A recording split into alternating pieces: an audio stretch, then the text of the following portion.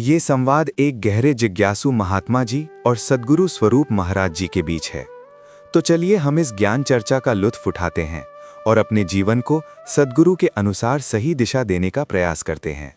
महात्मा जी, महाराज जी, सत्संग में हम सुनते हैं ब्रह्म की प्राप्ति, ब्रह्म की समाप्ति। सद्गुरु ने कृपा की, इस निरंकार को अंग संग दिखा दिया। पर मेरे भीतर का सत्य कुछ और ही है। जब मैं सिमरन में बैठता हूं तो शांति नहीं मिलती। उल्टा ऐसा लगता है जैसे मधुमक्खी के छत्ते में हाथ डाल दिया हो। विचार और जोर से शोर मचाते हैं, शरीर जलता है, मन भागता है। अगर ये ज्ञान अमृत है तो सिमरन के प्याले में ये जहर कहाँ से आ रहा है? क्या सद्गुरु ने मुझे अधूरा ज्ञान दिया है या मैं ही अभागा हूं जो इस नूर को पी नहीं पा रहा? महात्मा जी, ये जो जलन है, ये जो बेचैनी है, इसका स्वागत करो। इसे अभाग्य मत कहो, ये तो सौभाग्य है। मुर्दे कभी बेचैन नहीं होते, पत्थरों के भीतर कभी तूफान नहीं उठते। तुम बेचैन हो, इसका मतलब है तुम्हारी रूह अभी जिंदा है और वो जागने की कोशिश कर रही है। तुम पूछ रहे हो शांति क्यों नहीं है? जरा सोचो, जब तुम एक बंद अंधेरे कमरे में जहां बरसों से सफाई नहीं हुई एक दिया जलाते हो तो क्या होता है? क्या दिया जलते ही कमरा साफ हो जाता है?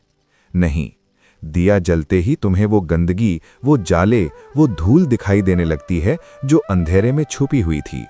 सद्गुरु ने तुम्हें ब्रह्म ज्ञान का दिया दिया है। इस रोशनी ने कोई नई गंदगी पैदा नहीं की, इसने बस उसे उजागर कर दिया है जो जन्मों जन्मों से तुम्हारे भीतर जमा थी। ये जो शोर तुम सुन रहे हो, ये सिमरन का शोर नहीं है, ये तुम्हारे पुराने संस्कारों का शोर है जो जाने से पहले आखिरी बार चीख रहे हैं। महात्मा जी, हैरानी से, महाराज जी, आपकी बात रोंगटे खड़े कर रही है। मतलब ये जो उथल पुथल है ये बुरा संकेत नहीं है, परंतु मन मानता नहीं, वो तर्क करता है। वो कहता है अगर मैं परमात्मा से जुड़ गया तो आनंद बरसना चाहिए था, यहां तो अंगारे बरस रहे हैं। अवतार बाणी में आता है, कहे अवतार ए दात है ऐसी, मन को जो विश्राम दे। तो फिर विश्राम क्यों नहीं, ये संघर्ष क्यों? महात्मा जी, मुस्कुराते हुए जैसे किसी बच्चे की नादानी पर स्नेह आ रहा हो। महात्मा जी, विश्राम मंजिल है और संघर्ष रास्ता है। तुम बीज को देखो, जब बीज जमीन में दबता है और उसे अंकुरित होना होता है तो उसे टूटना पड़ता है, उसे अपनी सख्त खोल को फाड़ना पड़ता है।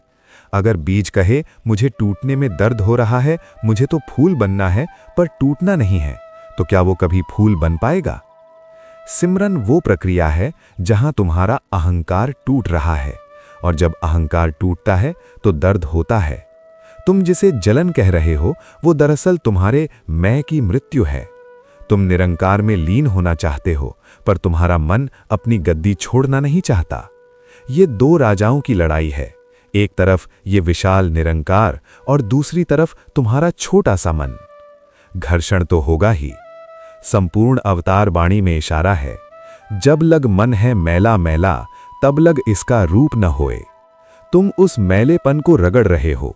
धोबी जब कपड़े को पत्थर पर पटकता है तो कपड़े को चोट लगती है, आवाज आती है, पर धोबी कपड़े का दुश्मन नहीं है, वो मैल का दुश्मन है। सद्गुरु तुम्हारा धोबी है और सिमरन वो पत्थर है जिस पर तुम्हारे मन को पटका जा रहा है। घबराओ मत, तुम फटोगे नहीं, तुम निखर जाओगे। महात्मा जी, आंखें बंद करके शब्दों को महसूस करते हुए, तुम फटोगे नहीं, निखर जाओगे। महाराज जी, ये आश्वासन बहुत गहरा है, पर एक व्यवहारिक प्रैक्टिकल दिक्कत आती है। जब मैं सिमरन में तू ही निरंकार कहता हूं तो एक पल के लिए तो सब शून्य हो जाता है, लेकिन अगले ही पल काम, क्रोध या किसी पुरानी बेइज्जती का ख्याल आ धमकता है। मैं उसे धक्के मारकर बाहर निकालना चाहता हूं। मैं लड़ता हूं उन विचारों से, और जितना लड़ता हूं वे उतना हावी हो जाते हैं। इस चक्रव्यूह को कैसे तोड़ूं?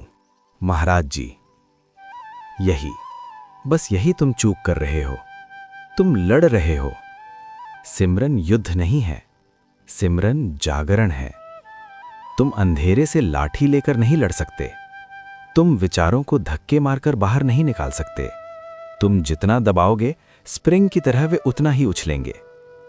सद्गुरु ने तुम्हें साक्षी भाव का ज्ञान दिया है। तुम्हें लड़ना नहीं है, तुम्हें बस देखना है।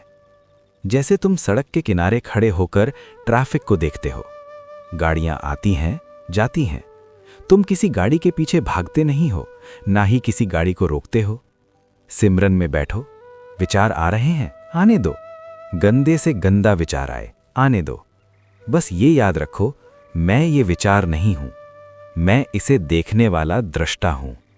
मैं वो आत्मा हूं जो इस निरंकार का अंश है। कबीर साहब ने कहा है ना, चलती चक्की देख के दिया कबीरा रोए, दो पाटन के बीच में साबुत बचा न कोए। मन की चक्की चल रही है, विचार पीस रहे हैं, पर कबीर जी आगे कहते हैं कि कीले से जो लाग रहा ताको काल न खाए। जो कीले यानी सेंटर या धुरे से सट गया वो बच गया। सिमरन में विचारों से लड़ो मत, बस इस निरंकार रूपी कीले से चिपक जाओ। कहो, हे निरंकार, मन में तूफान है, होने दे, मैं तो तेरी गोद में बैठा हूं। जिस पल तुम लड़ना छोड़ दोगे उसी पल जलन शांत हो जाएगी, आग बुझ जाएगी। महात्मा जी, कुछ पलों के मौन के बाद, महाराज जी, लड़ना छोड़ना ही तो सबसे कठिन है। हमें बचपन से सिखाया गया है कि कोशिश करो, जोर लगाओ, जीतो। अब आप कह रहे हैं हार जाओ, समर्पण कर दो। ये समर्पण क्या है? क्या हाथ पर हाथ धरकर बैठ जाना समर्पण है? अक्सर जब मैं तेरा भाणा मीठा लागे कहता हूं तो ऊपर से कह रहा होता हूं, पर अंदर डर होता है कि कहीं सद्गुरु सच में कोई दुख न दे दें। ये दोगलापन क्यों?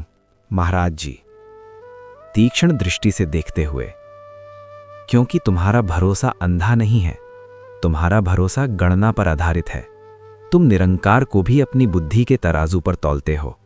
समर्पण कोई क्रिया नहीं है जिसे तुम कर सको, समर्पण एक समझ है। जरा उस पत्ते को देखो जो पेड़ से टूट गया है।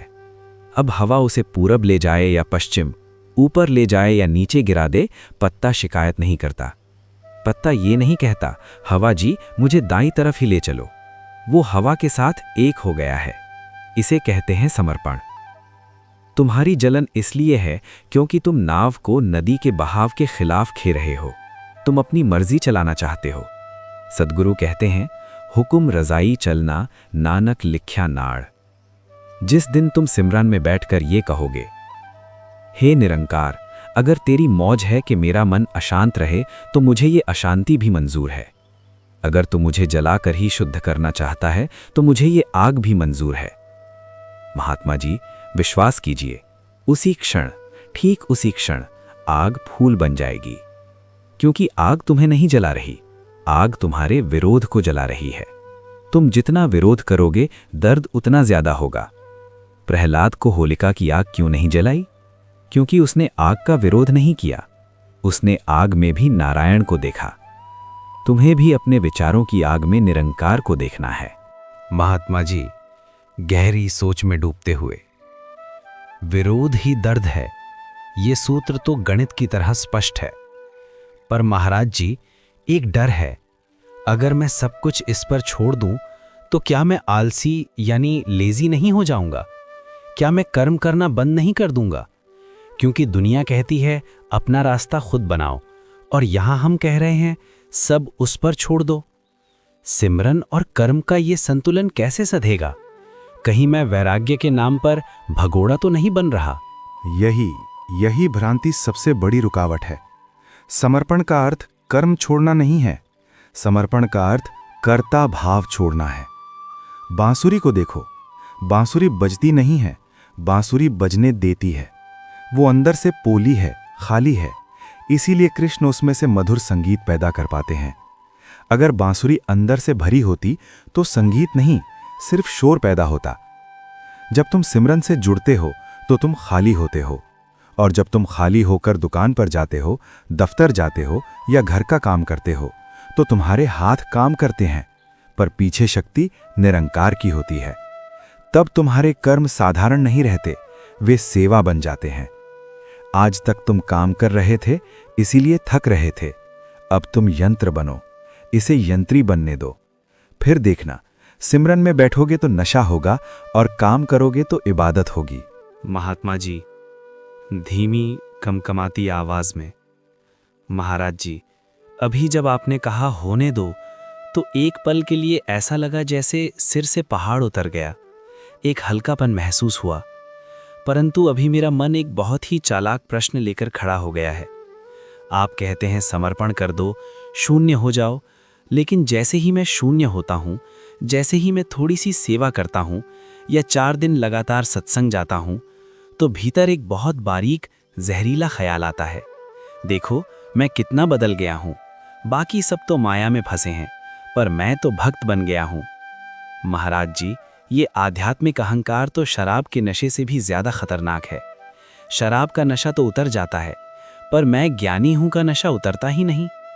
इस सोने की जंजीर को कैसे तोड़ें, क्योंकि ये तो सत्संग में भी पीछा नहीं छोड़ती। महात्मा जी एक रहस्यमयी हंसी हंसते हुए, महात्मा जी तुमने चोर को पकड़ लिया है। याद रखना, जब तुम बुरे होते हो तो तुम्हें पता होता है कि मैं बुरा हूं और तुम सुधरने की गुंजाइश रखते हो, लेकिन जब तुम धार्मिक हो जाते हो, जब तुम ये मानने लगते हो कि मैं भक्त हूं, तो तुम्हारे सुधार के सारे दरवाजे बंद हो जाते हैं। शैतान तुम्हें पाप से नहीं हरा सका तो उसने तुम्हें पुण्य के अहंकार से हरा दिया। तुम पूछ रहे हो इसे तोड़े कैसे? इसका एक ही उपाय है, कृतज्ञता। जब भी मन कहे मैंने सेवा की, उसी क्षण अपनी नज़र उस दातार पर टिका दो। सोचो, अगर उसने तुम्हें हाथ ना दिए होते तो सेवा कैसे करते? अगर उसने तुम्हें बुद्धि ना दी होती तो ज्ञान कैसे समझते? अगर उसने तुम्हें सत्संग तक चलकर आने की ताकत ना दी होती तो तुम यहाँ कैसे बैठते? बाबा हरदेव सिंह जी महाराज अक्सर समझाते थे कि सेवा करने वाले को ये गुमान न हो कि मैंने गुरु पर एहसान किया है, बल्कि ये शुक्र हो कि गुरु ने मुझे इस लायक समझा। बांसुरी को कभी ये घमंड नहीं होता कि संगीत मेरा है। उसे पता है कि जिस पल बजाने वाले कृष्ण या सद्गुरु ने होंठ हटा लिए, वो सिवाय एक सूखी लकड़ी के और कुछ नहीं। अपनी औकात याद रखो। तुम सिमरन नहीं कर रहे, सिमरन तुमसे करवाया जा रहा है। जब कर्ता बदल जाएगा तो अहंकार को खड़े होने की जगह नहीं मिलेगी। महात्मा जी, सिमरन करवाया जा रहा है, ये दृष्टिकोण ही बदल देता है सब कुछ। पर महाराज जी, अब एक व्यावहारिक उलझन पर आता हूँ। एकांत में, सत्संग हॉल में ये सब याद रखना आसान है, यहाँ वातावरण पवित्र है। लेकिन जैसे ही मैं यहाँ से बाहर निकलता हूँ, अपनी दुकान पर, दफ्तर में या घर के झगड़ों में, वहाँ ये ज्ञान हवा हो जाता है। वहाँ कोई ग्राहक झूठ बोल रहा है, कोई अपना ही रिश्तेदार धोखा दे रहा है। उस वक्त खून खौलता है। उस कीचड़ में कमल बनकर कैसे रहें? क्या दुनियादारी छोड़ दें? भागना मत, भूल कर भी भागना मत। जो हिमालय की गुफा में शांति से बैठा है, उसकी शांति की कोई कीमत नहीं है। असली परीक्षा तो बाजार में है। अगर तुम्हारी शांति ट्रैफिक के शोर में, ग्राहक की किचकिच में और पत्नी पति की डांट में टूट जाती है, तो समझ लेना वो शांति झूठी थी। सतगुरु तुम्हें गृहस्थ में उदास, डिटैच्ड इन हाउस होल्ड बनाना चाहते हैं। इसका तरीका समझो।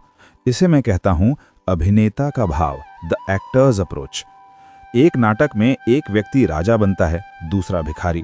स्टेज पर वे पूरा रोते हैं, हंसते हैं, लड़ते हैं, लेकिन क्या पर्दा गिरने के बाद भिखारी दुखी होता है? क्या राजा को घमंड होता है? नहीं, क्योंकि उन्हें पता है ये मेरा असली रूप नहीं है, ये सिर्फ मेरा रोल है। तुम्हें भी यही करना है।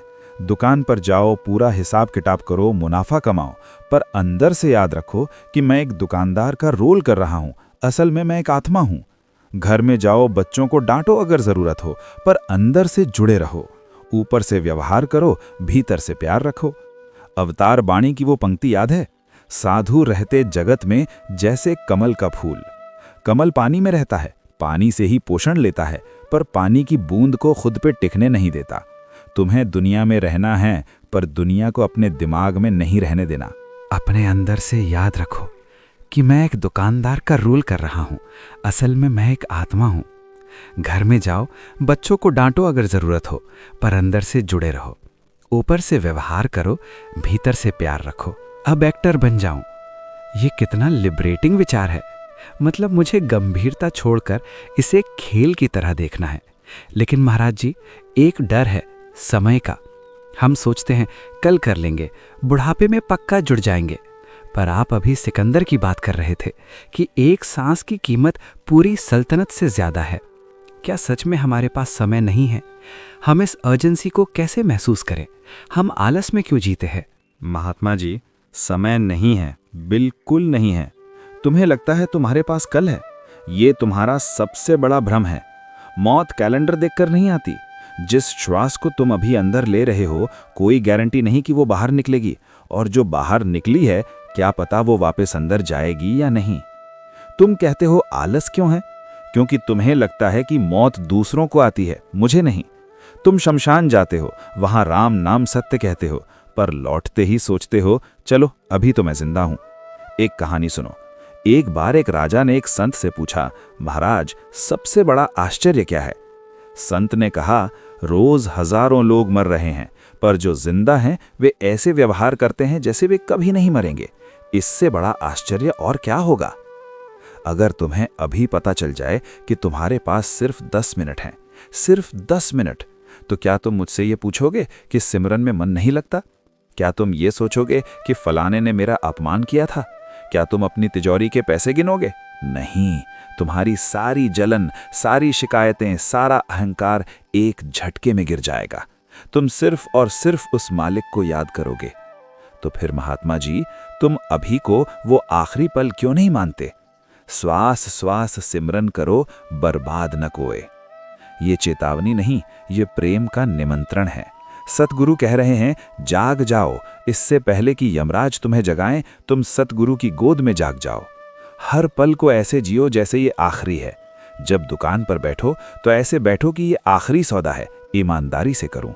जब बच्चों से मिलो तो ऐसे मिलो कि शायद कल मौका ना मिले, जी भर के प्यार दूं। जब सिमरन में बैठो तो ऐसे बैठो कि अब बस मैं और तू, और कुछ नहीं। महात्मा जी, आज आपने मेरे कल को मार दिया और मुझे आज में खड़ा कर दिया। सारा अहंकार, सारे तर्क पिघल गए हैं। अब कोई प्रश्न नहीं बचा, अब बस एक प्यास बची है, डूब जाने की प्यास। मेरी एक ही अरदास है और संगत के चरणों में भी यही प्रार्थना है कि ये जो समझ आज मिली है, ये सिर्फ कानों तक ना रहे, ये मेरे कर्मों में उतर जाए, मेरा जीवन ही सिमरन बन जाए।